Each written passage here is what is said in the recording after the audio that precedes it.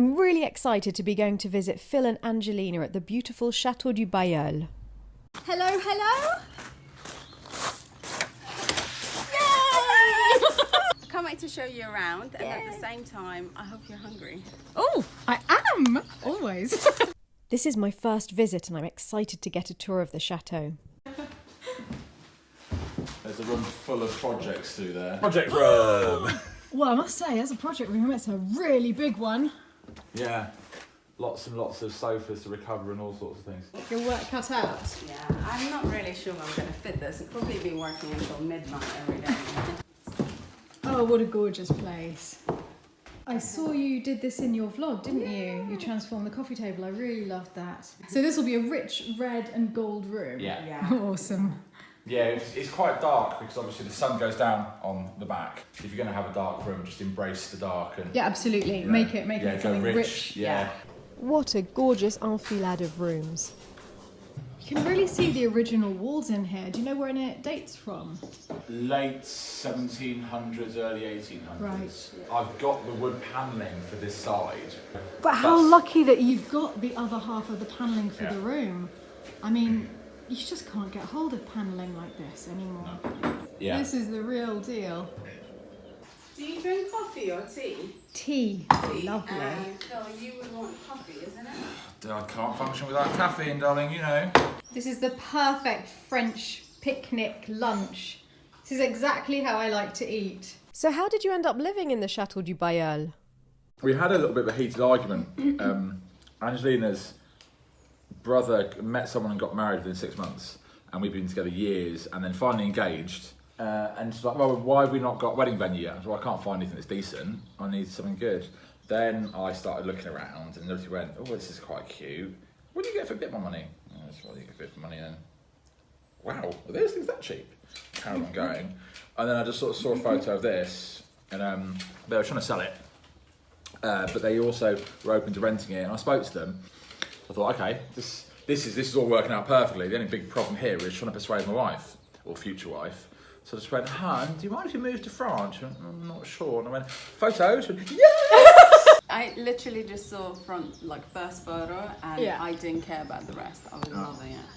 Love at first sight. About the house or me? Only the house, darling. You have to grow on me. I have made with love for you, my famous bath bombs. It smells amazing, gorgeous, and a heart shape. Because I love you that much. And also, I've made you this as well, natural lip balm. You made it? Yep. So this is actually natural beeswax and coconut butter. Oh, it's so nice, thank you. You're welcome. This is Phil's domain, this back garden. That's what happens in your domain, Phil. Generally, I pretend I'm cutting grass while I'm having a cold glass of wine and hiding in a hedge. Sounds idyllic. And there's a famous bridge that you built with Dick Strawbridge in season 1 of Escape to the Chateau DIY. Oh, it feels very solid.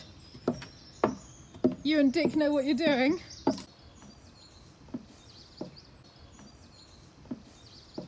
Now we're going to go and visit the chapel. Oh, this is lovely. These are quite unusual statues of the Virgin. She's wearing the clothing of Our Lady of Hope, and there's a reason why we're finding them in this chapel.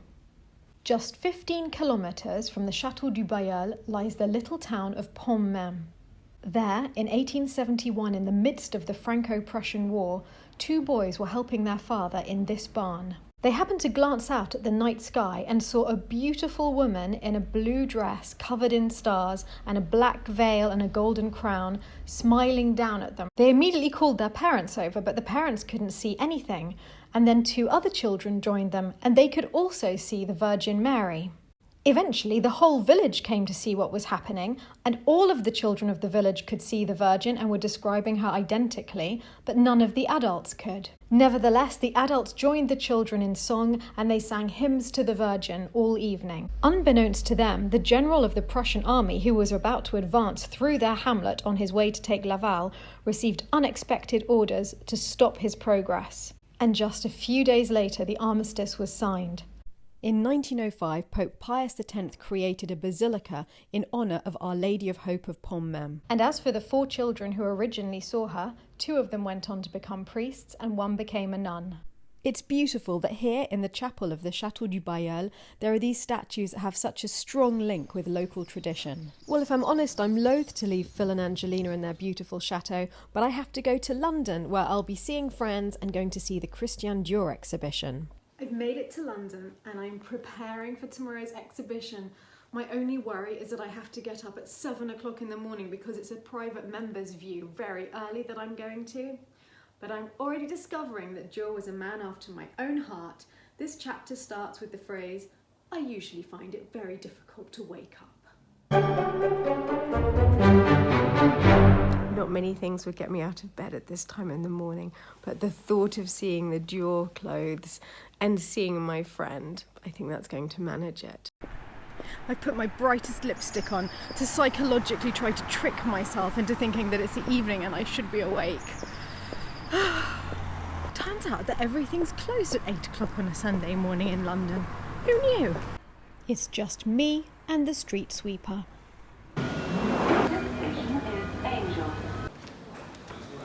I finally found coffee. Everything's going to be okay. I've arrived at the V&A, my favourite museum in London. Oh, it was worth getting up early. I can't believe how quiet it is. Christian Dior was already 42 years old when he revolutionised the face of fashion with his first ever collection in 1947. Looking at the iconic bar suit from that collection, it's hard to understand now why it created such controversy at the time. But after wartime rationing, the extraordinary quantity of fabric that flowed from its nipped-in waist seemed shocking. So much so that models wearing it were even attacked on the streets of Paris. Dior himself wrote, "We were still living in the aftermath of a terrible war, emerging from a poverty-stricken, parsimonious era, obsessed with ration books and clothes coupons. It was only natural that my creations should take the form of a reaction against this dearth of imagination. All around us, life was beginning anew. It was time for a new trend in fashion." But Dior's sense of optimism and fantasy prevailed. He wrote that couturiers were the last possessors of the wand of Cinderella's fairy godmother, and women the world over wanted the magic of that wand. Amongst them were Princess Margaret, who wore this spectacular ball gown for her 21st birthday party. As someone who's obviously obsessed with all things chateau, one of the things I love most about Dior is the historicism in his clothes as he harks back to wonderful golden ages of French fashion. His successors at Dior have continued in that tradition, just as this beautiful dress by John Galliano shows. The exhibition ends in a room devoted to ball gowns, and I think that there's no one better than Dior himself to explain the importance of beauty and frivolity and optimism in our lives. After the horrors of the Second World War, he wrote, "The post-war spirit inspired a series of balls. People were dancing in the new look on a volcano extinguished, we hope, forever. The magic of a summer's night held us in its eternal spell and put us outside time. Girls could safely feel that they had all the trappings of a fairy tale princess to wear. A golden age seemed to have come again." I'm with you every step of the way, Dior. That's exactly the spirit that we're trying to create at the Chateau de Lalande. That was one of the most beautiful exhibitions I've ever seen, and I actually felt rather chic with my silk scarf printed with the Chateau de Lalande night sky. Thank you, Nathan and Michael. I love this present. There's one very major person missing from my vlogs, and that's Nick, my best friend of 25 years and co-owner of the Chateau de Lalande, who was far too elusive to be seen in them. Until now. Hello Nikki, welcome to the vlog.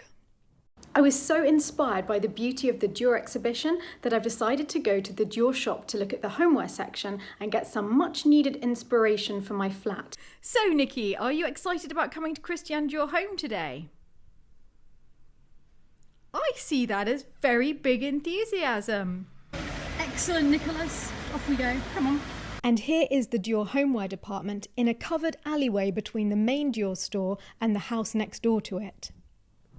This darling house behind us, which is now part of the Dior store, was actually the oldest house in Mayfair, originally from the 17th century, and now it's been clad as part of Dior's winter garden, and we can go inside and see their homeware set up.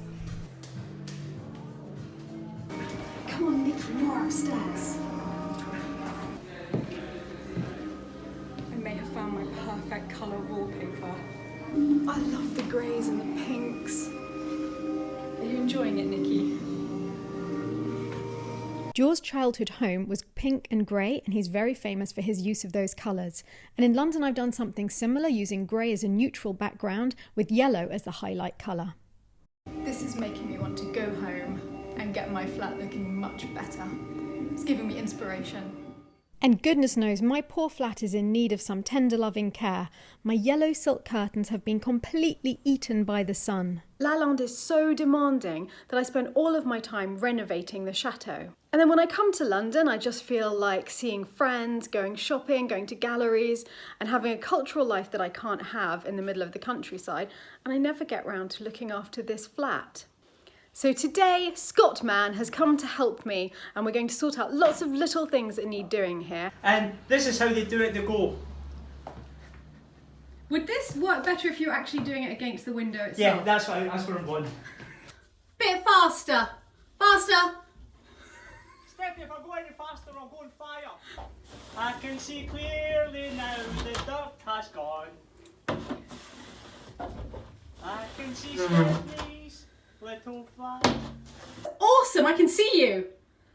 On the other side of that solid wall that was here before. I can see you! Hi! Here I have some fabric, just little cut-off panels that I bought in the Designers Guild sale a few years ago. So I think that I'm going to use them to fix the curtains. I've just pinned this one up for now. It's a very transparent animal print. Lets the light through still.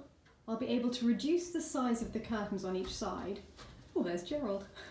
So I can cut off the parts of the curtains that have been damaged by the sun. To succeed in this afternoon's endeavour, I have ordered two crucial things.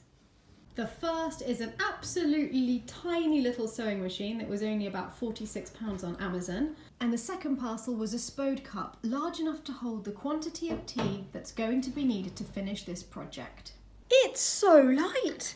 I could carry it around as a handbag. Tiny sewing machine! Oh, look at that, it's a Barbie! It's not a Barbie sewing machine! It's my sewing machine! Yes, look, it says for 10 and under. Added bonus to the Chinese company that made this, they sold it ready threaded to start sewing straight away. That's it, it's idiot proof. I hope so. How's the window cleaning going? I can see right through it.